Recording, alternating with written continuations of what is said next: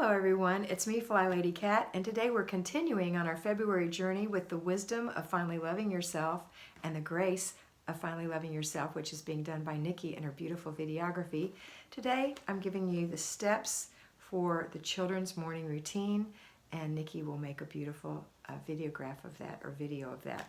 So, videograph, that sounds like 1800s, doesn't it? Sorry. Maybe it's right, I don't know. All right, so here's the children's morning routine. First and foremost, yours must be done before you do help the children with theirs. Little children may need your assistance. Bigger children may need your guidance. Even bigger children may need you to just kind of check in to make sure that things are being done and remind them. All right, and then teenagers simply need reminders. And here's how it goes. So when you get up in the morning and you've done your morning routine, you've got something in the kitchen, maybe for breakfast, it's ready so that when the children are done, they're going to come into the kitchen and have breakfast. So first thing is the children get up and make their beds. Making a bed for a child is not the same as making a bed for you. They're not going to make hospital corners and make it smooth and fresh. They're going to do the very best they can manage. So try to make the bed a place where they can easily access. If it's jammed up against the wall, they're going to have a hard time. They're going to have to climb over the bed, tuck it in with their little hands. And if that's the only choice, it's the only choice. But just remember that this is hard for them, and we don't want to have a struggle first thing in the morning, so make it as easy as pie. And basically, they're going to pull up their sheets and blankets just in one fell swoop, so they're not going to be wonderful. And then they're going to pull their bedspread up, or whatever kind of comforter that you have on the bed. And then they're going to put their pillow in a sham or whatever they've got up at the top, and possibly a baby or a blanket or something on the top. You high-five those babies. When they say, I make my bed, because that's what you're inferring, and you're saying to them, hey, you've made your bed. You're awesome. All day long, that little kid thinks, I make my bed. And when they come home and they see it and you haven't rearranged it, that's a no-no. Leave it the way they made it. They're proud of their work. Just like when they bring you a picture home and it's like a man and they're so proud of it. You can't correct it. You just have to tell them yay. And they look at it and they see something through their little child's eyes. So when they look at their bed, they see a bed that they made and they're proud of it. The only time you're ever allowed to fix their bed is if the real estate agent is coming with people to look at your house. That's it.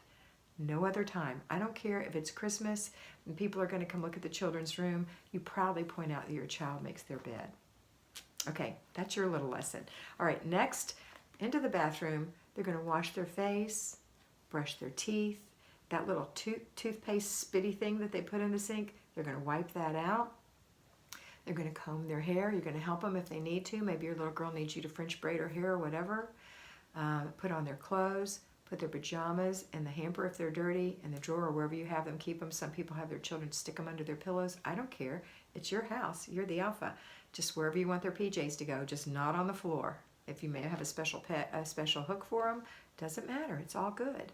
All right, and then they're going to hang up their towel, their little hand towel, and leave the bathroom. So they're leaving the bathroom the way they found it. They're not dropping clothes on the floor. They're not leaving toothpaste in the sink. They're not balling up their towel and leaving it on the drain or on the floor, worse.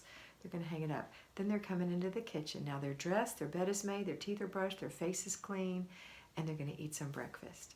And then there may be one or two other little jobs that you have them do, like maybe you have them feed the dog, or maybe you have them give a pinch of food to the fish, or something like that. Or if they're older, maybe they make their lunch for school, or maybe you had them make that last night. It's all your call.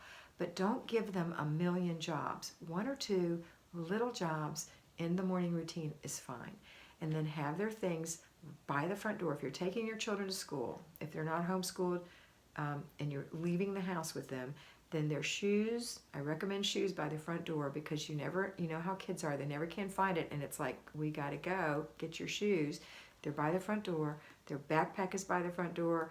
Their signed paperwork and completed projects, etc., are by the front door in their backpack, so that when they've had breakfast, it's simple to go over to the door, have them put on their shoes, get their backpack, get their jacket, and then their backpack, and then let's go.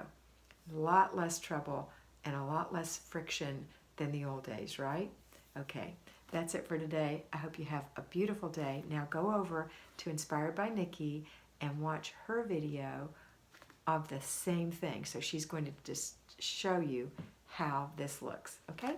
All right, and the link's below. Have a wonderful day, and always remember, you are beautiful.